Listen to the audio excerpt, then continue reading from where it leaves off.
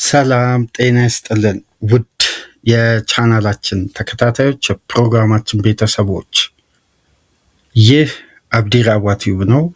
ፕሮግራማችንን ላይክ በማድረግ እንዲጀምሩ። ላይክ ስታደርጉ የዚህም ፕሮግራም ተደራሽነት ተደማጭነት በእጅጉ ከፍ ስለሚያደርግ ላይካችሁ ይጠቅመናል። ላይክ እያደረጋችሁ ፕሮግራማችንን እንድታደምጡ፣ አዲስ ከሆናችሁ ቻናላችንን ዛሬ ማድመጥ ለጀመራችሁ፣ ዛሬ ለከፈታችሁ ሰብስክራይብ በማድረግ የደወል ምልክቷን በመጫን ቻናላችንን እንድትቀላቀሉ በአክብሮት እየጋበዝን ይህንን ፕሮግራም ከሀገር ውጭ የምታደምጡ የቻናላችን ተከታታዮች በሱፐር ስቲከር፣ በሱፐር ቻት፣ በሱፐር ታንክስ ድጋፍ እንድታደርጉ የአክብሮት ግብዣችን እያቀረብን ኢዩኤል ላደረክልን የሱፐር ቻት ድጋፍ ከልብ ከልብ እያመሰገንን የቻናላችን የረጅም ጊዜ አድማጭ ለረጅም ጊዜያት ቻናላችንን እየደገፈ ከኛ ጋር ቆይታ ያደረገ አድማጫችን ነው። ኢዩኤል ላደረክልን ድጋፍ ልባዊ ምስጋና እያቀረብን ሌሎቻችሁም ተሳትፎ እንድታደርጉ የአክብሮት ግብዣችን ነው። የመጀመሪያ ክፍል የዕለተ ሐሙስ ፕሮግራማችን በቀጥታ ትኩረት የሚያደርገው እስቲ ስለ ቼልሲ አዲሱ ፈራሚ ሞርጋን ሮጀርስ ባለፉት ፕሮግራሞች ሲነሱ የነበሩት ነጥቦች ከዝውውሩ ጋር በተያያዘ የነበሩ ሁኔታዎችን ነው። አሁን ደግሞ ተጫዋቹ የቼልሲ ንብረት መሆኑ ተረጋግጧል። የቀድሞ የቼልሲ ሌጀንድ ወደ ክለቡ ሲመጣ የለበሰውን የማሊያ ቁጥር ለብሷል። ሞርጋን ሮጀርስ የቼልሲ ባለብዙ ተሰጥኦና አስደናቂው ተጫዋች የኤዲን ሃዛርድ ወደ ቼልሲ በተዘዋወረበት ወቅት ከሊል ወደ ቼልሲ ሲመጣ የመጀመሪያ በቼልሲ ቤት የለበሰው የማሊያ ቁጥር እንደምታውቁት 17 ቁጥር ነው። ይህንን ተከትሎ አሁን ሞርጋን ሮጀርስ እንደዚህ አይነት አይኮኒክ የሆኑ ቁጥሮችን ወስዶ 17 ቁጥር የኤዲን ሃዛርድን ቁጥር ለብሷል። ይሄ ተጫዋች በአሎንሶ የጨዋታ ፕላን ምን ያክል ለቼልሲ ደጋፊ በተጠበቀው ልክ በወጣበት ገንዘብ ደረጃ በውድድር ዓመቱ ብቃቱን አሳማኝ የሆነ ለቡድኑ አገልግሎትን ሊሰጥ ይችላል የሚለውን እንግዲህ ሲዝኑ ሲጀምር የበለጠ የምንመለከተው ነው። ነገር ግን ለዚህ ተጫዋች ከተከፈለበት ክፍያ አኳያ የተጫዋቹ አቅም በቪላ ቤት የነበረው ብቃትና በቼልሲ ቤት የበለጠ ከቪላ ብቃቱ ከፍ ብሎ በአሎንሶ ሲስተም ውስጥ ሻርፕ እንዲሆን የሚፈለገው የሮጀርስ ብቃት ምን ያክል አስደናቂ ፖቴንሻል ቢኖረው ነው ይሄ ተጫዋች ይሄን ያክል ክፍያ ብሉኮኖች ለመክፈል የፈጠኑት። ስለዚህ የዚህን ተጫዋች እስቲ ብቃትን ከአሎንሶ ሲስተም ጋር እንዴት ተዋህዶ ፓልመርና ሮጀርስ በጋራ የቼልሲን ፋይናል ሰርድ ሊመሩ ይችላሉ የሚለውን በዚህ ፕሮግራም ጠለቅ ብለን ጉዳዮችን እያነሳን በተለይ ታክቲክና የተጫዋቹን ቁጥሮችን ያማከለ ትላልቅ ነጥቦችን አንስተን የምንወያይ ነው የሚሆነው። በተጨማሪም ከቼልሲ ጋር በተያያዘ ባለፉት 24 ሰዓታት የወጡ የዝውውር መረጃዎችንም በተመለከተ ወደ መጨረሻ የምናጋራችሁ ነው የሚሆነው። የሮጀርስን ብቃት ከአሎንሶ ሲስተም ከፓልመር ጋር እንዴት ሁለቱን ተጫዋቾች አሎንሶ አዋህዶ ለቼልሲ ደጋፊዎች የጠበቁትን ያክል የቡድኑን እንቅስቃሴ ወደ መሬት አውርዶ ሊያሳየን ይችላል በሲዝን ውስጥ የሚለውን በተወሰነ መልኩ ከተጫዋቹ የቪላ ቤት እንቅስቃሴ መነሻ በማድረግ በርካታ ሊነገሩ የሚገቡ የተጫዋቹ ልዩ የሆኑ የሜዳ ውስጥ እንቅስቃሴ ያሉ እነዛ መነሻ በማድረግ እንግዲህ የተጫዋቹን አገልግሎት ከቡድኑ ሲስተም ጋር ፓልመርን ጨምሮ ምን ያክል ሊዋሃዱ ይችላሉ የሚለውን በዚህ ፕሮግራም ጠለቅ ያሉ ታክቲካል ጉዳዮችን የምናነሳ ይሆናል። ከዚህ ፕሮግራም በመቀጠል እንግዲህ ሊቨርፑል ካሸለበበት መነሳቱን መንቃቱን የሚያሳይበትን የተለያዩ የዝውውር ሂደቶችን በንቃት እየሰራ እንደሆነ ከትናንት ጀምሮ በስፋት መረጃዎች እየወጡ ነው የሚገኙት። ከዚህ ፕሮግራም በመቀጠል በሊቨርፑል ዙሪያ የወጡ ባለፉት 24 ሰዓታት ያሉ የዝውውር መረጃዎች የምንመለከት ነው የሚሆነው። በሶስተኛ ክፍል እንግዲህ አመሻሹን ከወጡ መረጃዎች መካከል የመጀመሪያው ጉዳይ የዊሊያም ሳሊባ ለረጅም ጊዜያት ከሜዳ እንደሚርቅ መረጋገጡ በአርሴናል፣ በተጨማሪም የተጫዋቹን ተተኪ ለማምጣት በገበያ ላይ አርሴናል እነማንን እያሰሰ እንደሆነ፣ በተጨማሪም እንግዲህ ትኩረት ያልተሰጠው ባለፉት የአርሴናል የቡድን ግንባታ ውስጥ የበለጠ ትላልቅ ኢንቨስትመንት ሳይፈጸም ቦታው ላይ ማጠናከር ሲያስፈልግ አርሴናሎች እንግዲህ ያንን ዲፓርትመንት በበቂ ሁኔታ በፋይናንስ ሳይታገዝ እንግዲህ ቦታውን ሳያጠናክሩት ለረጅም ጊዜ የቆየውን የክንፍ የሜዳ ክፍልን በዚህ የዝውውር መስኮት ለማጠናከር ወደ ገበያ ወጥተው እንግዲህ ያገኙት አማራጮች ውስን መሆናቸው፣ ውስን ብቻ ሳይሆን በሌሎች ክለቦች ድርድሮች በተሻለ ርቀት መጓዛቸው ለአርሴናል የክንፍ ተጫዋች ለማስፈረም አሁን ላይ ሁኔታው ምን ይመስላል የሚለውን ስካይ ስፖርትን ጨምሮ ዴይሊ ሜል ይዞ የወጣውን ሪፖርት በሶስተኛ ክፍል ከሳሊባ ጉዳት ጋር እያይዘን ወደ እናንተ ይዘን የምንመጣ ነው የሚሆነው። በአራተኛ ክፍል እንግዲህ የተለያዩ የሁሉም ክለቦችን የዝውውር ሂደትና የወጡ የጋዜጦች ዘገባን ይዘን ምንመለስ ይሆናል። ለማንኛውም ወደ መጀመሪያ የፕሮግራማችን ክፍል ትኩረት ስናደርግ እንግዲህ የቼልሲ ደጋፊዎች ቀጣይ የውድድር ዓመትን 26-27ን በጉጉት በከፍተኛ ተስፋ በብዙ ርቀት በርካታ ጉዳዮችን እያሰቡ የቡድኑን የሽግግር ጊዜ ከአሎንሶ ጋር የሚኖራቸውን ቆይታ በተለይ የብሉኮን ወደ ቼልሲ ከመጡ በኋላ በቼልሲ የደጋፊዎች ስሜት ውስጥ ካለፉት ጊዜያት የበለጠ የሚመጣው ቀጣዩ ሲዝን ከአሎንሶ ጋር በብዙ መልኩ ለደጋፊው ተስፋ ሰጪ ተደርጎ እየተወሰደ ነው። ካለፉት ጊዜያት በብሉኮን ውስጥ ቼልሲ ካሳየው መልክ የበለጠ ቀጣዩ ሲዝን በተስፋ በርካታ ጉዳዮች እየተጠበቁ ነው የሚገኙት።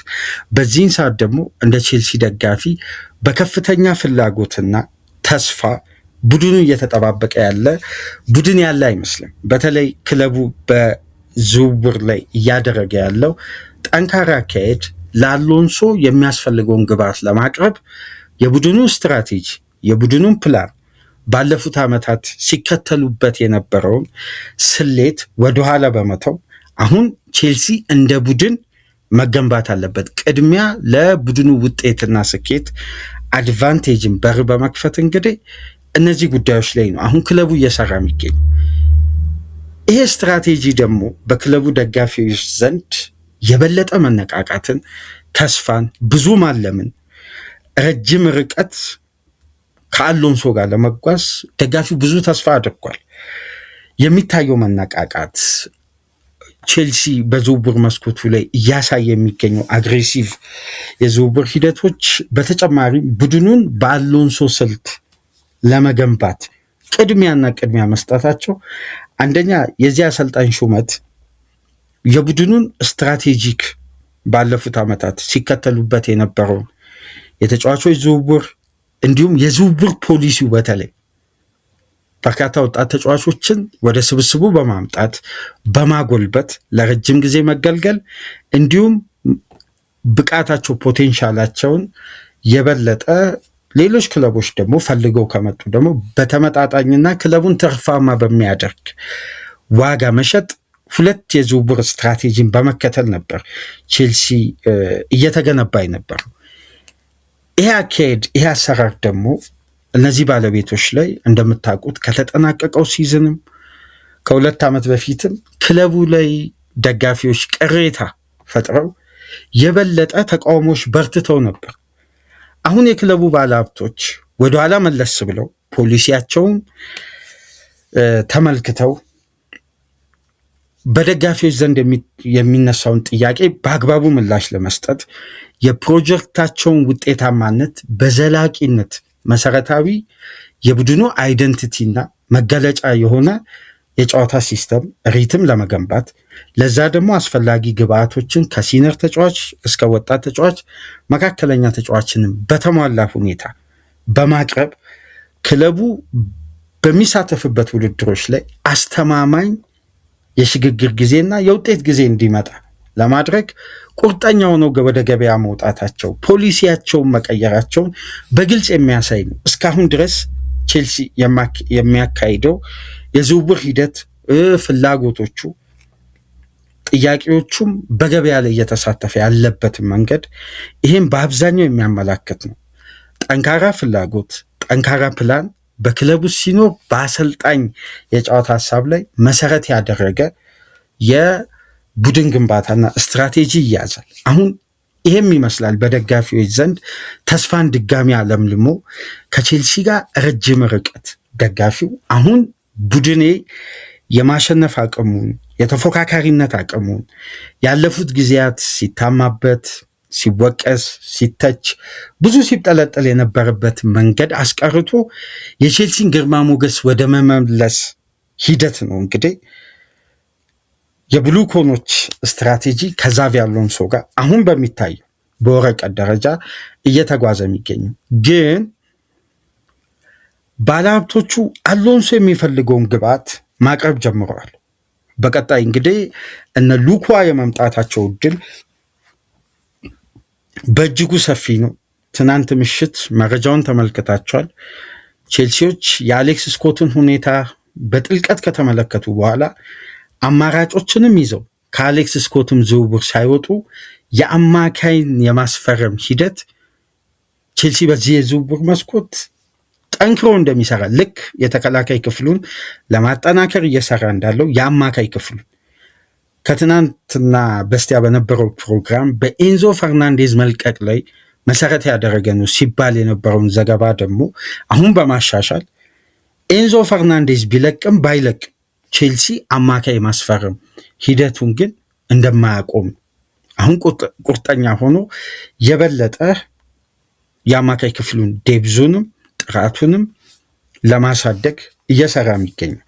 ይህን ተከትሎ እንግዲህ አሌክስ ስኮትን ብቻ ሳይሆን አሁን ወደ ብሩኖ ጊማሬስ ዝውውር ላይም የመግባት አዝማሚያ ቼልሲዎች እያሳዩ እንደሆነ ከወደ ለንደን የሚወጡ መረጃዎች እያሳዩ የብሩኖ ጊማሬስን ሁኔታ በተለይ አደራዳሪ አካላትን በአብዛኛው በፕሪሚየር ሊጉ በመጠቀምና ለሶስተኛ ወገን ሰርድ ፓርቲ ክፍያ በመፈጸም እንደ ቼልሲ ያለፉት ዓመታት ትላልቅ ክፍያ የፈጸመ የለም። በአደራዳሪ አካላት ደግሞ ዝውውር ውስጥ ገብቶ ዝውውሮችን ለማካሄድ ፈጣን የሆኑ ሂደቶችን በመጠቀም የብሉኮኖች ወደ ቼልሲ መምጣትን ተከትሎ ይሄ ሂደት በአብዛኛው ቼልሲ ሲተገብር አስተውለናል። ይህንን እንግዲህ መነሻ በማድረግ ዴይሊ ሜልም ቴሌግራፍም በትናንትናው ዕለት ይህን ሩመርስ ለእግር ኳሱ ቤተሰብ ሲገልጹ ነበር። አዲስ የብሩኖ ጊማሬሽ ፈላጊ ሌላኛው የለንደን ክለብ ቼልሲ ብቅ ብሏል። ምናልባት ይሄ ሁኔታ የአርሴናልን ፍላጎት ጠንካራው ነው። ቼልሲም ዝውውሩ ላይ ከገባ ተጠቃሚውና አትራፊው ክለብ ኒውካስል ነው ይላሉ።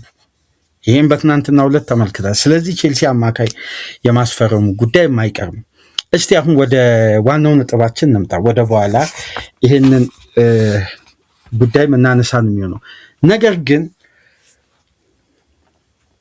አሁን በቼልሲ ባለቤቶች ለዛቪ አሎንሶ የሚያስፈልገውን የተጫዋች ዝውውር በአግባቡ እያደረጉ ነው። ይሄ ደግሞ በተቃራኒ አሎንሶ ለባለቤቶቹ ለክለቡ ዳይሬክተሮች ለነዛ ከሶስትም በላይ እንደሆኑ ቢነገርም አሁን በበላይነት ዝውውሮችንም ምልመላዎችንም እያካሄዱ በሚገኙት ፖል ዊኒስተርሊ፣ ላውረን ስቲዋርት፣ ዴቪድ ፋሎን ጨምሮ እነዚህ ባለሙያዎችን አሳምኖ ፕሮጀክቱን በወረቀት ደረጃ እነማን እንደሚያስፈልጉት ይሄ ዲፓርትመንት በእንደነዚህ አይነት ተጫዋቾች ቢጠናከር ቡድኑ ምን ያክል ሊጎለብት እንደሚችል የቡድኑን ክፍተት፣ የቡድኑን ጥንካሬ፣ ቀጣይ ፕላን ይሄ ስብስብ ምን ያክል ሊጎለብት እንደሚችል በወረቀት ደረጃ ባለቤቶችን የክለቡን ዳይሬክተሮች አሳምኖ ክለቡ ወደ ገበያ ወጥቶ እንግዲህ ለአሎንሶ የሚያስፈልገውን የዝውውር ሂደት በትዕግስት በትጋት እየፈጸሙ ነው የሚገኙት። በተቃራኒው ግን እነዚህ ሁሉ ጉዳዮች ሲፈጸሙ ከአሎንሶ የሚጠበቅ ደግሞ የቡድኑ ጤናማ የሆነ ውጤታማነትና ዘላቂ የሆነ የቼልሲ ውጤት ስር ነቀል ለውጥ በአስተሳሰብ ደረጃ የወጥነት ችግር ያለበትን ጉዳይ ደግሞ የመፍታት ትልቅ ኃላፊነት አለበት። ስለዚህ ባለቤቶቹ ክለቡን ባጠናከሩት ልክ ከክለቡ የሚፈልጉት ደግሞ አስተማማኝ ውጤታማነትና ጥንካሬ ዋስትና ይፈልጋሉ። ለዚህም ይመስላል በቼልሲ ቤት የነበረውን አሰራር በአጭር ጊዜ ውስጥ ቀይረው የክለቡ የመጀመሪያ ከ13 ዓመት በኋላ ደጋግመን እንደምናነሳው ማናጀር አድርገው ዛቪ አሎንሶን የቀጠሩት። አሁን የፕሮጀክቱን በባለቤቶቹ ዘንድ ተቀባይነትን በአሎንሶ ወደ ክለቡ መምጣት የቼልሲ ባለሀብቶች በአስተማማኝ ሁኔታ የእሱን ፕሮጀክት አጠናክረው ክለቡን በአጭር ጊዜ ወደ ነበረበት ስታተስ ለመመለስ ይህ አሰልጣኝ በፕሮጀክት ደረጃ ምን ያክል አሳማኝ የሆነ ጉዳይ ቢያቀርብ ነው ባለቤቶቹን በዚህ መልኩ ክለቡን ለማጠናከር ቅድሚያ የሰጡት ከሽያጭ ይልቅ። ስለዚህ ይሄ በወረቀት ደረጃ ያለ እውነታ ነው። በተግባር ደግሞ ሲዝኑ ሲጀምር የምንመለከተው ነው። እስቲ እናንተ ተስፋ ካደረጋችሁበት ጉዳይ መነሻ አድርጋችሁ በቀጣይ ሲዝን ቼልሲ ምን አይነት የውድድር ዓመት የሚያሳልፍ ይመስላችኋል? እስቲ ከዛቪ አሎንሶ ጋር በኮሜንት መስጫ ላይ አስቀምጡልን። ነገር ግን ይሄ አሰልጣኝ ያመጣው ተጫዋች ምን ያክል ፖቴንሻል ቢኖረው ነው? ምን ያክል አስተማማኝነት ቢኖረው ነው? የበለጠ 23 ዓመቱ ላይ ነው የሚገኘው። እዚህ ጋር አንድ ጉዳይ በትኩረት መመልከት ያለብን ሞርጋን ሮጀርስ የአበባው ዘመን መጀመሪያ የሽግግር ወቅት ላይ ወደ ቼልሲ የመጣ በብቃቱ አሳምኖ አሁን ኮንሲስታንሲ የሚጠየቅበት በወጥነት አገልግሎቱ የሚጠበቅ አይደለም።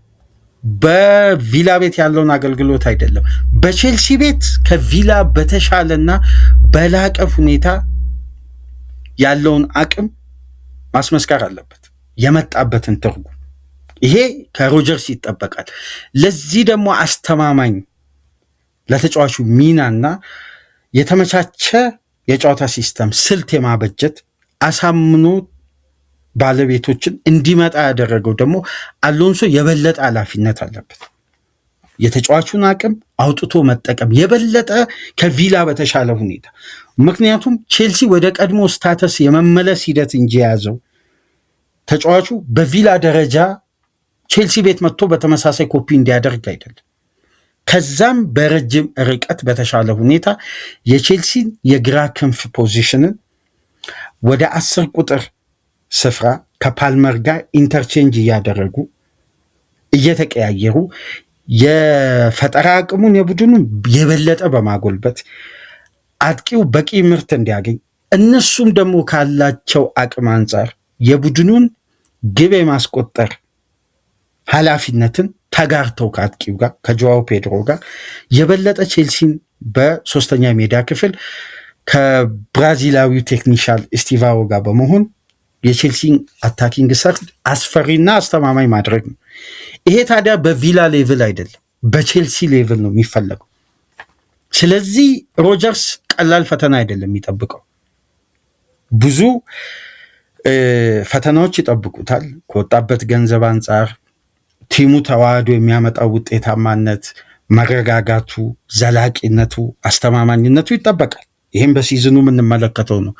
ስለዚህ በእንደነዚህ አይነት ጉዳዮች ላይ አሁን የቼልሲ ሶስተኛ የሜዳ ክፍል የወደፊት የእንግሊዝ ብሔራዊ ቡድን የሚይዘው ምስል ሁለት ተጫዋቾች በቴክኒክም በታክቲክም ካሉበት እድሜና ብቃት አንጻር ብዙ የሚጠበቅባቸው ተጫዋቾችን ይዟል። ስለዚህ ቼልሲ አሁን ፕላኑ ይሄን የቡድን ቅርጽ ወደ ላቀ ደረጃ መውሰድ። ለዚህም ይመስላል ተጫዋቹን የረጅም ጊዜ ፕላን 6 ዓመት ከ1 ዓመት ዋስትና ጋር ኮንትራት የሰጡት። በሳምንት ቪላ ቤት ከሚያገኘው 80,000 ፓውንድ አሁን እንግዲህ 140,000 ፓውንድ በሳምንት እንደሚያገኝ ነው ሊግ ሳላሪ እና ጊቭሚ ስፖርት እየዘገቡ የሚገኙት። ታዲያ እሺ የሞርጋን ሮጀርስን እና ኮል ፓልመርን በአንድ ሜዳ የማጣመር በአንድ ምርጥ 11 ውስጥ የተረጋጋና በማጥቃቱ በኩል ሻርፕ እንዲሆኑ ለዛቪ አሎንሶ ምን አይነት ፈተና ይጠብቀዋል? በተለይ የዚህ ተጫዋች አቅም ምን ያክል ቢሆን ነው ይሄ ክፍያ ተከፍሎበት በቪላ ያሳየው አስተማማኝነት ለቼልሲ ኃላፊዎችም ደፍረው ተጫዋቹ ይሄን ያክል ክፍያ ብንከፍልበት ወደ ቡድናችን መጥቶ ይሄም ገንዘብ የመመለስ አቅም አለው ብለው እንዲተማመኑበት ያደረገው።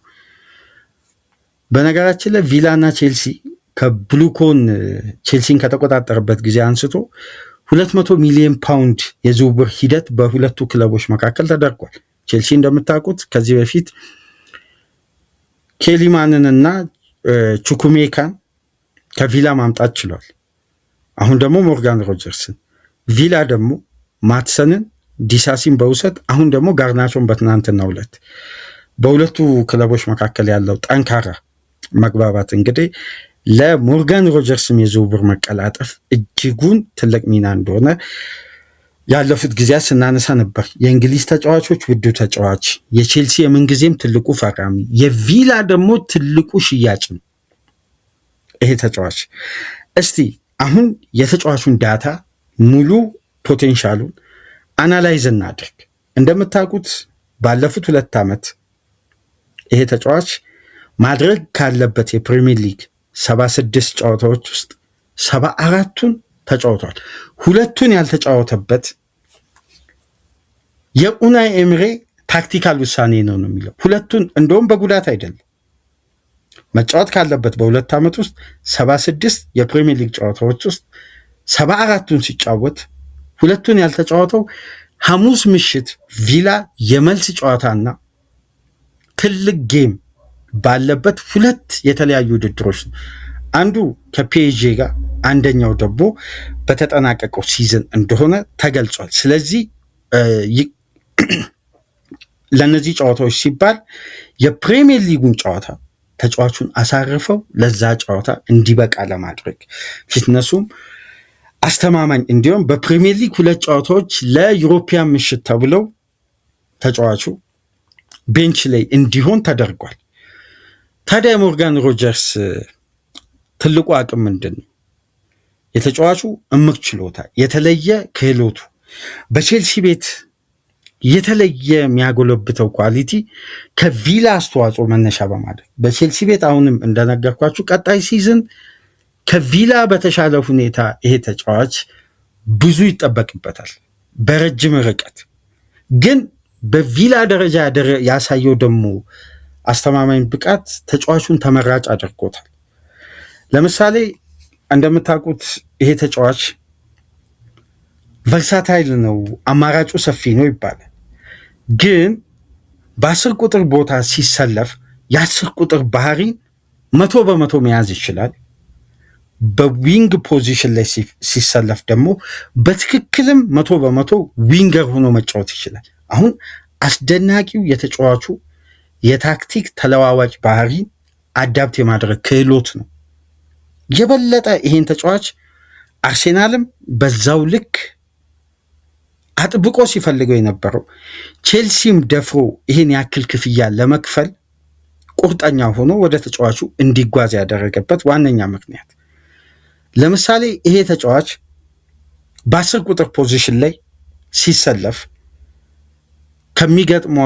ከሚገጥሙት ቻሌንጆች መካከል ከተጋጣሚ አንደኛው ጫና ውስጥ ያለበትን የቪላን እንቅስቃሴ በመልሶ ማጥቃት ከጫና አውጥቶ ቪላን ደግሞ ወደ ተጋጣሚ የመጫወቻ ክልል ሄዶ ጫና እንዲፈጥር የማድረግ ክህሎቱ ነው አንደኛ።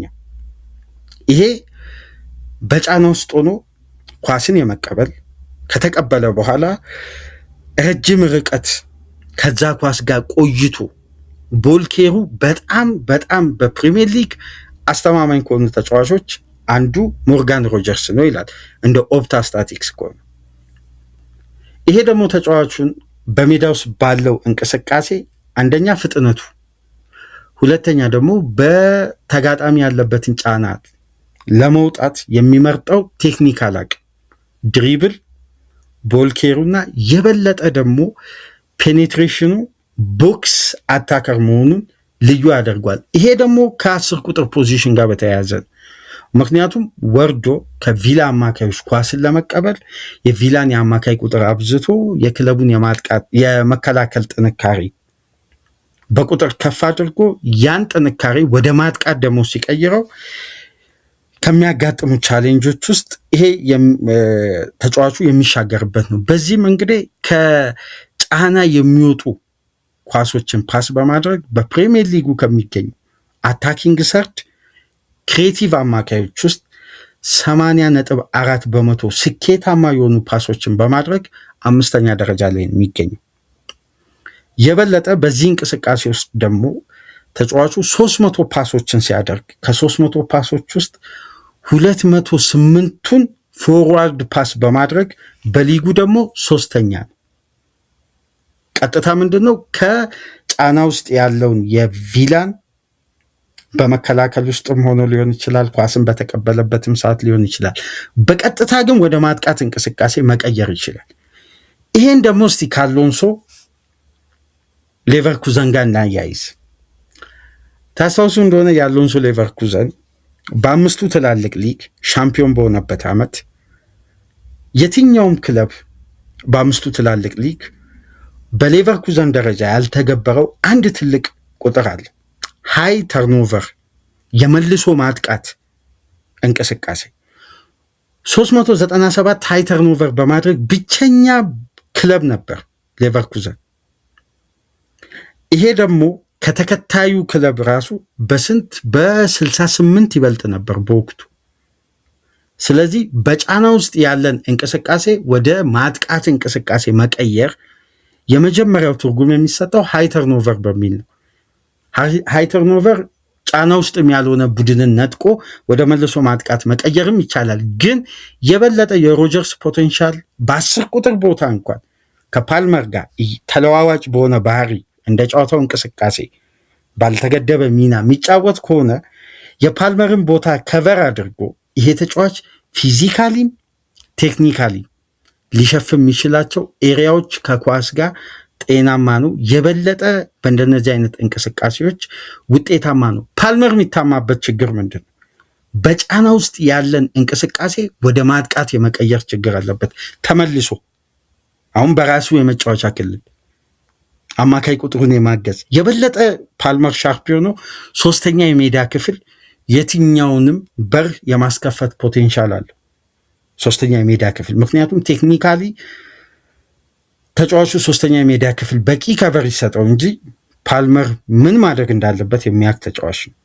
አሁን ይሄ ከራስ የመጫወቻ ክልል ወደ ተጋጣሚ የመጫወቻ ክልል ጨዋታን የመቀየር በደንብ በተጠናቀቀውም ሲዝን ባለፉት 2 የውድድር ዓመት ከቪላና ከኡናይ ኤምሪ የምንመለከተው ትልቁ አቅም ምንድን ነው? ፈርስት ሃፍ ቡድኑ ወደ ራሱ ሜዳ ተሰብስቦ በተጋጣሚ የላላ የመከላከል ሲስተም ውስጥ የተገኙ አጋጣሚዎችን በመልሶ ማጥቃት ጫናን የሚፈጥረው። ሰከንድ ሃፍ ግን ቪላ 2 የክንፍ ተጫዋቾች ሜዳውን አስፍተው በመልሶ ማጥቃት የሽግግር እንቅስቃሴ በጣም ጫና ይፈጥራል።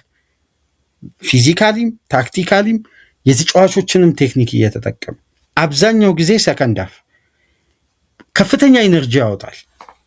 ያ የተጋጣሚን ታክቲክ አዳፕት ካደረጉ በኋላ ጫናንም መብቴንም በአስተማማኝ ሁኔታ የኡናይ ኤምሪ ቡድን ይተገብራል።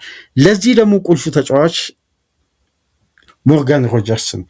ታዲያ ከጫና ውስጥ ተጫዋቹ የሚወጣበት አንደኛው ቴክኒክ ቦል ኬሩ፣ የድሪብል ስኪሉ አስተማማኝ ከሆነ ፕሮግሬሲቭ ኬሩ ደግሞ በተመሳሳይ አስተማማኝ መሆን አለበት። ታዲያ በሊጉ በፕሮግሬሲቭ ቦል ኬር 2ኛ ደረጃ ላይ የተቀመጠው ሞርጋን ሮጀርስ ነው። በተጠናቀቀው ሲዝን 223 ፕሮግሬሲቭ ኬር በማድረግ ማለት ነው። ከነዚህ ውስጥ ደግሞ ተጫዋቹ 110ን ወደ 3ኛ የሜዳ ክፍል ፔኔትሬት ያደረገበት በትንሹ በአማካይ አንዱ የቦል ኬር ተጫዋቹ 10 ሜትር ያክል ፕሮግረስ ማድረግ ይችላል ማለት ነው። ይሄ የተጫዋቹን ትልቅ ኢነርጂ ነው የሚያሳየው። እነዚህ ሁሉ ቁጥሮች አሁንም በድጋሚ ላስታውሳችሁ በቪላ ስታንዳርድ በቼልሲ ቤት በአሎንሶ የታክቲክ ግንዛቤ የበለጠ የተጫዋች ይጎለብታል የሚለው እምነት ደግሞ 100% ቼልሲዎች ዘንድ አለ። ይሄን ደግሞ ቀጣይ ዓመት የበለጠ እስቲ ተመልክተን የምናረጋግጥ ነው የሚሆነው። ለዚህ ደግሞ ተጫዋቹን የተለያየ ሶስተኛ የሜዳ ክፍል ላይ ሚናውን አስፍቷል። የበለጠ ደግሞ እንደምታስታውሱት በቪላ ቤት ለሞርጋን ሮጀርስ እጅጉን በማጥቃቱ በኩል አስተማማኝ መሆን ዋነኛ ድርሻ የተወጡት ከሱ ጀርባ ያሉ አማካዮች ናቸው። ጫናን የማቅለል ወርክ ሬታቸው፣ ያለ ኳስ ድካም አልባ የሆነ እንቅስቃሴያቸው ሮጀርስ ከኳስ ጋር ከአጥቂ ጀርባም ወደ ዊንግም እየወጣ ተለዋዋጭ በሆነ ባህሪ እንደ ልቡ ሶስተኛ የሜዳ ክፍል እንዲጠቀም የማጊን፣ የቴለመስ፣ የካማራ፣ የኦናና ሚና እጅጉን ሰፊ ነው። ይሄ ደግሞ የበለጠ ተጫዋቹን በነፃነት ከኳስ ጋር ያለውን ቆይታ ከፍ አድርጓል። በዚህ መሰረት እንግዲህ ከፕሮግሬሲቭ ኬር በኋላ ወደ ሙከራነትን በመቀየር አሁን ኳስን ጠብቆ ድሪብል እያደረገ የተጓዘበትን ሜትሮችን ተጫዋቹ ወደ መጨረሻ ውሳኔ ሲደርስ በፕሪሚየር ሊጉ ሶስተኛ ተጫዋች ነው። በእድል በመፍጠር በኩል በጨዋታ ከፕሮግሬሲቭ ቦል ኬር በኋላ ያን ድሪብል እያደረገ የወጣበትን ኳስን ይዞ ሰፊውን የሜዳ ክፍል አካሎ የመጨረሻው ውሳኔዎቹ በቻንስ ክሬት የሚጠናቀቁ ከሆነ በሊጉ 46 ቻንሶችን ከቦል ኬር በኋላ ሙከራ ክሬት በማድረግ ከሙከራ ጋር አብሮ በሊጉ ሶስተኛ ነው። ዶኩ ጋክፖ ብቻ ነው የሚበልጡት። በተመሳሳይ ከሱ ጋር እኩል ቁጥር ላይ የሚገኘው ቡካዮ ሳካ 30 ሹቶችን አድርጓል። 16 ቻንሶችን ክሬት ማድረግ ችሏል። ከነዚህ ውስጥ ደግሞ 5 ግብ 2 አሲስት አድርጓል። ይሄ የተጫዋቹን የመልሶ ማጥቃት እንቅስቃሴ ላይ ያለው ቀጥተኛ ተጽዕኖ ፈጣሪነት ነው። አሁን በተጠናቀቀው ሲዝን ያለ ኳስ በሚደረጉ ሩጫዎች አሁን ከተጋጣሚ የላይን ሲኩዌንስ ለማለፍ በየትኛውም የተጋጣሚ ሶስተኛ የሜዳ ክፍል ላይ ተለዋዋጭ በሆኑ ፖዚሽኖች ያለ ኳስ በሚደረግ ሩጫና የቡድን አጋሮቹ የሚያደርጉትን ፓስ ሶስተኛ የሜዳ ክፍል በመቀበል በተጠናቀቀው ሲዝን አንድ ቁጥር ሲነሳ ምናልባት አብዛኛው የቼልሲ ደጋፊዎች ዝውውሩ ከተጠናቀቀ በኋላ ከዛ በፊት ደግሞ የአርሰናል ደጋፊዎች የሚያውቁት አንድ የሞርጋን ሮጀርስ ልዩ የሆነ ኳሊቲ አለ። ከቡድን አጋሮቹ የሽግግር እንቅስቃሴ በተለይ ቪላ የሚታወቅበት ትልቁ ሲስተም በመስመሮች መሃል ያሉ ሰንጣቂ ኳሶችን ሶስተኛ የሜዳ ክፍል የሚያሻግሩበት ቴክኒክ ነው። ቡካዮ ካማራም ቴለመስ በሊጉ አንደኛ እንደሆነ ታውቃላችሁ። ኦናናም እነዚህ ደግሞ የፔኔትሬሽን እንቅስቃሴን በጣም ስለሚረዱ ቅድም እንደነገርኳችሁ የኡናይ ኤምሪ ቡድን በመልሶ ማጥቃት ኃይልን የቀላቀለ 2 ዊንገሮችን ተጠቅሞ ሁለተኛ 45 በተለይ ተጋጣሚ ቴምቦ እየወረደ በመጣበት ሞመንተም የቪላ አግሬሲቭ መሆን በጣም ከፍ ይላል ኢነርጂው። ለዛ ኩኑ በመጨረሻ ደቂቃዎች ቪላና በርንማውዝ ናቸው በሊጉ ከፍተኛ ግብ ያስቆጠሩት በተለይ ከ75 ደቂቃ በኋላ። በዚህ መሰረት እንግዲህ በፕሮግሬሲቭ ፓስ ቅድም እንደነገርኳችሁ 132 በማድረግ በሊጉ ሁለተኛ ነው። ፓሶቹ ደግሞ ሶስተኛ የሜዳ ክፍል በማጠናቀቅ ደግሞ 529 የፋይናል ሰርድ የተሳኩ የተጠናቀቁ ፓሶችን በማድረግ በሊጉም አንደኛ ነው። በሌላ በኩል ደግሞ ከክሪኤቲቭ አማካዮች ደግሞ ላይን ብሬኪንግ ፓስ በማድረግ በመስመሮች መሃል የሚደረጉ ሰንጣቂ ኳሶችን በማድረግ ከቴለመስ በመቀጠል በሊጉ ሁለተኛ ነው 100 ላይን ብሬኪንግ ፓስ በማድረግ። ሶስተኛ የሜዳ ክፍል ደግሞ 82 ላይን ብሬኪንግ ፓስ በማድረግ ደግሞ በሊጉ አንደኛ ነው። ከላይን ብሬኪንግ ፓስ በቀጥታ ደግሞ ወደ ግብነት በመቀየር በሊጉ አንደኛ ነው 5 ግብ። ከተጋጣሚ የመጫወቻ ክልል በቀጥታ በሚደረግ የማጥቃት እንቅስቃሴ 13 ቢግ ቻንሶችን ክሬት በማድረግ ከብሩኖ ፈርናንዴዝ በመቀጠል ሁለተኛ ነው በሊጉ። ከተጋጣሚ የመጫወቻ ቦክስ ውጪ ደግሞ ግቦችን በማስቆጠር በሊጉ ሁለተኛ ነው። ትልቁ ለዚህ ተጫዋች ደግሞ ለነዚህ እንቅስቃሴዎች የረዱት ምንድነው? በፕሪሚየር ሊግ የትኛውም ተጫዋች የለም ከላይን ብሬኪንግ ፓስ አብዛኛውን ኳስ ሶስተኛ ሜዳ ክፍል የተቀበለ። እንግዲህ ይሄ የአጥቂ ባህሪ መያዝ የበለጠ የዊንገር ባህሪንና የ10 ቁጥር ተጫዋች ባህሪ ትልቁ አቅም በመስመሮች መሃል የሚደረጉ ሰንጣቂ ኳሶችን ተቀብሎ ወደ ውጤታማነት መቀየር ነው። አሁን ተመልከቱ፣ እነዚህ ቁጥሮች ከዚህ የሽግግር ፓስ ጋር ተያይዞ በቀጥታ ላይናቸው ተያያዥ ሆኑ። ስለዚህ አሎንሶ በሃይ ተርኖቨር በሌቨርኩዘን በጣም ውጤታማ ከሆነ ያ የፓስ ሲኩዌንስ ምን ይፈልጋል? ላይን ብሬኪንግ ፓስ ይፈልጋል። ለዚህም ሮጀርስ በቪላ ቤት አሳይቷል። ስለዚህ በቼልሲ የበለጠ እንዲጎለብት ይፈልጋል አንደኛው።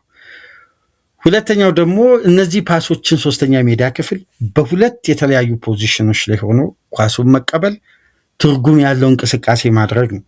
በእነዚህ ደግሞ አሁን የነገርኳችሁ ቁጥሮች ወሳኝነት ስላላቸው በቪላ ቤት ይህን ተግብሯል። እነዚህ ቁጥሮች ደግሞ በቼልሲ ቤት ቢያንስ 15-20 እጥፍ እንዲያድጉ ይፈልጋል። ለምን? ኳሊቲው በቪላ ደረጃ ይመልመል እንጂ መጎልበቱ ከቪላ በላይ የሚፈለገው በጣም በረጅም ርቀት። ስለዚህ የሮጀርስ ኳሊቲ በአንድ ሚና ላይ የተገደበ ወይም አንድ ውስን የሆነ ቴክኒክ ይዞ አይደለም። ይሄ ተጫዋች በሜዳ ውስጥ ቆይታ የሚያደርገው ለየት የሚያደርጋ በርካታ ባህሪያት አሉ።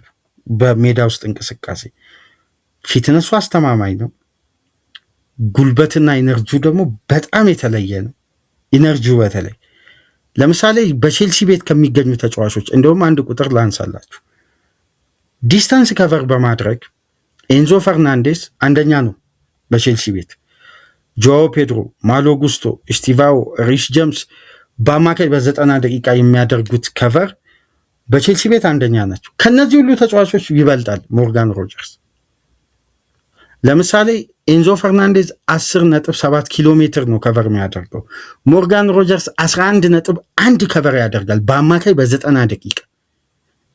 ስለዚህ የዚህን ተጫዋች ኢነርጂ ፊዚካሊ ያለውን ፖቴንሻል ተመልከቱ። ቅድም የጠቀስኩላችሁ በሊጉ ከላይን ብሬኪንግ ፓስ ኳሶችን በመቀበል 286 ፓሶችን የተቀበለ ብቸኛ ተጫዋች ነው።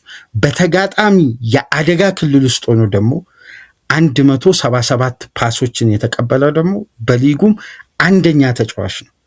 ይሄ የፓስ ቮሊዩም ደግሞ ለአሎንሶ ሲስተም ትልቁ ማዕከል ነው ይባላል። ስለዚህ የሮጀርስ ፊርማ በፉክክር ብቻ የተደረገ ወይም ቼልሲ ይህን ተጫዋች በቡድኔ ፖቴንሻሉ ያስፈልገዋል ብሎ አምኖ ብቻ ያዘዋወረው ተጫዋች አይደለም። ስካውቲንጉ በጣም በጥልቀት ተሰርቶ ወደ ክለቡ የመጣው 117 ሚሊዮን ፓውንድ ያለ ምክንያት አልተከፈለም ማለት ነው ለዚህ ተጫዋች። የቼልሲ ስካውቲንግ ዲፓርትመንት ነው ከዝውውሩ በኋላ እነዚህ ሪፖርቶችን የሚያወጣው። ተጫዋቹ እንዴት ተመለመለ፣ በቼልሲ ቤት መጥቶ ለራሱን ጎልብቶ የቡድኑን ኳሊቲ ሊያሳድግ የሚችልባቸው የተጫዋቹ አቅም ምንድን ነው የሚለውን በጥልቀት የክለቡ የምልመላ ክፍል ያውም የቼልሲ ሪኩፕመንት አባላት ውስጥ 39 ሰራተኛ ነው ያለ። የለም እኮ የትኛውም ክለብ በዲፓርትመንት ስትራክቸር ሊኖር ይችላል።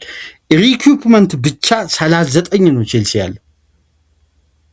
አስገራሚ እኮ ነው መብዛታቸው። በአንዳንድ ክለቦች የተለመደው አሰራር ውስን ነው፣ ከ20 አይበልጡ። የምልመላ ዲፓርትመንቱ ምናልባት የዳታ አናላይዝ የሚያደርጉ ባለሙያዎች በውስጣቸው 5-6 ሰራተኛ ሊኖር ይችላል ምናምን።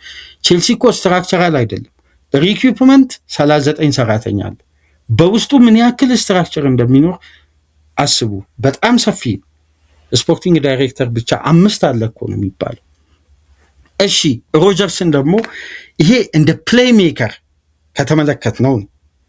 አሁን እኮ እስካሁን ድረስ የምናነሳው ተለዋዋጭ በሆነ ባህሪ ዊንገርም ሆኖ ይሄን መተግበር ይጠበቅበታል።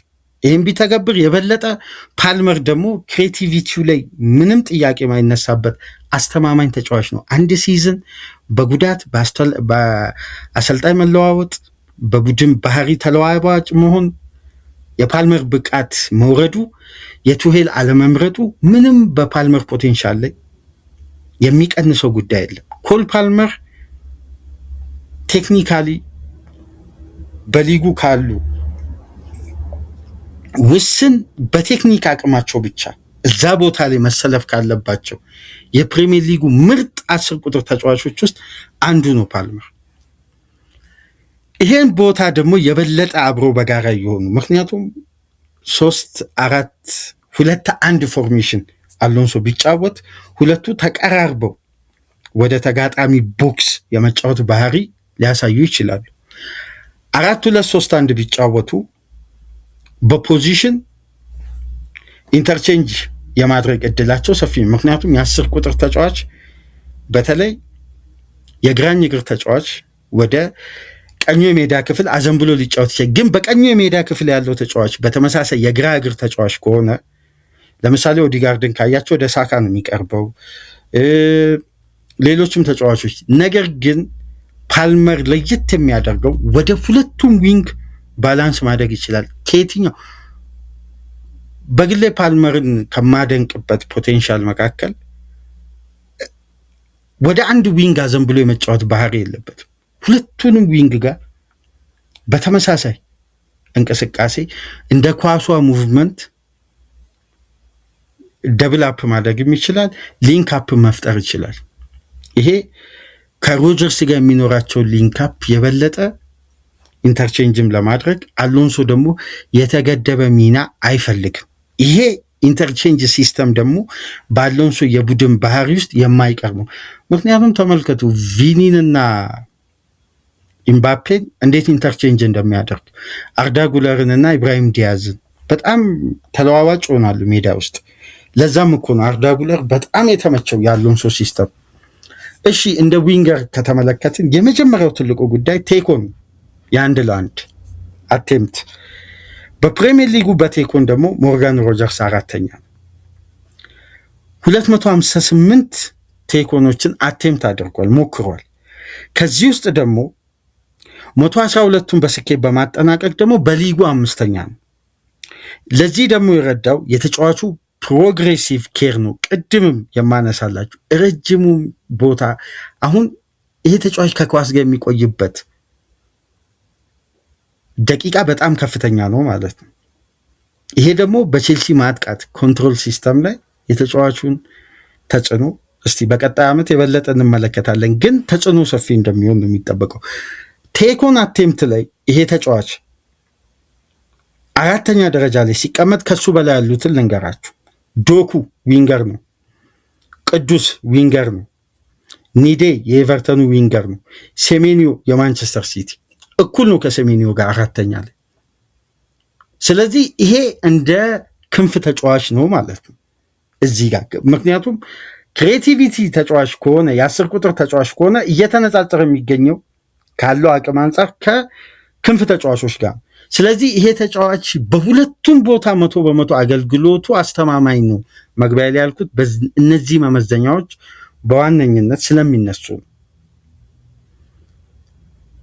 ከዚህም ጋር በተያያዘ እንግዲህ የፕሮግሬሲቭ ፓሱ ቅድም እንደነገርኳችሁ በሊጉ አንደኛነት ደረጃ ላይ እንዲቀመጥ ያደረገው ላይን ብሬኪንግ ፓሱ በሊጉ ቅድሚያ እንዲሰጠው ያደረገው የተጫዋቹ ይሄ እንቅስቃሴ ነው። እሺ ከቼልሲ ተጫዋቾች ጋር ያለው ንጽጽርስ? አሁን ሮጀርስ ከፓልመር ከኔቶ ጋር በአለፉት 2 የውድድር ዓመት ሮጀርስ 18 ግብ ሲያስቆጠር ፓልመር 25፣ ኔቶ 9፣ ጋርናቾ 7። ክፍት ከሆነ እንቅስቃሴ አሲስት በማድረግ በደንብ ተመልከቱ። ክፍት ከሆነ እንቅስቃሴ አሲስት በማድረግ ሞርጋን ሮጀርስ 16፣ ፓልመር 8፣ ኔቶ 9፣ ጋርናቾ 6።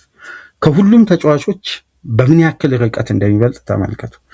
ቢግ ቻንስ ክሬት በማድረግ ክፍት ከሆነ እንቅስቃሴ እዚህ ጋር የፓልመር የረጅም ጊዜ በጉዳት ከሜዳ መራቅም ከግምት ውስጥ መግባት አለበት። ምክንያቱም ሮጀርስ በ2 ዓመት ውስጥ መጫወት ካለበት 76 ጨዋታ 74ቱን ተጫውቷል። ፓልመር የተጠናቀቀው ሲዝን እኮ በአንድ ወቅት ካልተሳሳትኩ ታርሙኛላችሁ 16 ተከታታይ ጨዋታ ነው በሁሉም ውድድሮች ያመለጡት በዚህ በግሮይን ጉዳት።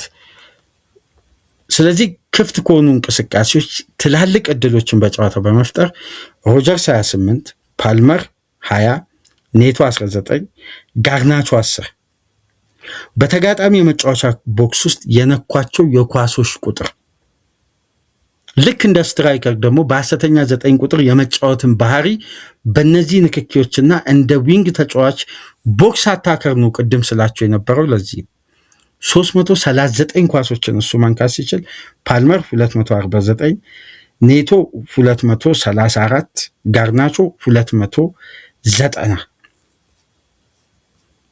ስለዚህ ብሉኮኖች 117 ሚሊዮን ፓውንድ የከፈሉት በቪላ ቤት ይሄን ሁሉ ፖቴንሻል ላስመሰከረ ተጫዋች ነው። በቼልሲ ቤት ደግሞ ይሄ ሚድል ክላስ ነው። ስለዚህ በሃይ ክላስ ከነዚህ ቁጥሮች ደግሞ ርቆ ፐርፎርም ማድረግ ይጠበቅበታል ማለት ነው። ይሄ ደግሞ የበለጠ የተጫዋቹን አገልግሎት አቅሙን አውጥቶ ለቼልሲ ሁሉንም ነገር እንዲሰጥ የአሎንሶ ታክቲክ ደግሞ ከሮጀርስ አገልግሎት እኩል ተስማሚ የሆነ ሲስተም የመዘርጋት ትልቅ ኃላፊነት አለበት ማለት ነው። ይህን ተጫዋች እንግዲህ ብዙ ዳታዎችን ሰብስቤ ብዙ ጉዳዮችን አገላብጬ በሚችለው አቅም ለእግር ኳሱ ቤተሰብ በእንዲህ መልኩ ለእናንተ ተደራሽ አድርጌያለሁ። የሚጎድል ነገር ካለ መካተት አለበት ወይም መጎልበት አለበት የምትሉትን በኮሜንት መስጫ እያስቀመጣችሁ ላይክ እያደረጋችሁ አዲስ ከሆናችሁ ሰብስክራይብ በማድረግ ከሀገር ውጭ የምታደምጡ በሱፐር ስቲከር፣ በሱፐር ቻት፣ በሱፐር ታንክስ ድጋፍ በማድረግ እንግዲህ ቻናላችን እንድታጎለብቱ በአክብሮት እየጋበዝን ሞርጋን ሮጀርስ በቼልሲ ቤት ምን እንጠብቅ ከሮጀርስ? እናንተ እስቲ በኮሜንት መስጫ አስቀምጡ። ከሮጀርስ፣ ከፓልመር፣ ከዛቪ አሎንሶ። ከዚህ ፕሮግራም በመቀጠል እንግዲህ ኢንሳይድ ሊቨርፑልን ይዘንላችሁ እንመጣለን። እስከዛው ድረስ ሰላም ቆዩ።